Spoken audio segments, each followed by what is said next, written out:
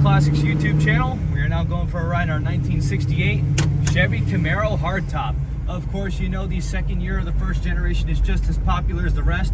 Even so, the way I see it is it's a little bit of a version of an old man's car and a muscle car. Of course, going to the one we have here featuring a fine black exterior. Of course, you can see it does have the bug-eye style headlights followed by the super sport style hood. Riding on some really cool old school rallies with the caps. Even so, with the white layer tires, definitely makes that black and white combination the best it can be. Rear spoiler. Even so, you will see, like I said, it has a cool trim around the wheel wells to really make it pop with the little nice added additions there. As you see, we do have two mirrors on both sides. Best kind of addition you can get as safe edition. Do not know what that ugly Hyundai was doing, but of course it was a woman driving. Younger woman, I should say. Older woman definitely know how to drive a lot better.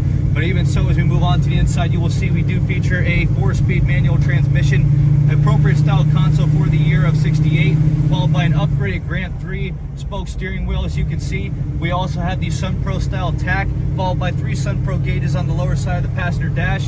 Of course, we have our standardized bucket seats with a little bit of customization. Of course, this is not the appropriate style 68 Camaro door panel, but of course it really does match with the vehicle. It is nice to see what others have really put into the vehicle rather than just keeping it always original. But as for originality, you see it does have the stock style speedometer and gas gauge. We have a back seat with the GM belts for your backseat passengers. But even so, looking at it a little bit more, we just have a nice Pioneer stereo system if you want to have just a good jive jamming while in your cool little muscle car.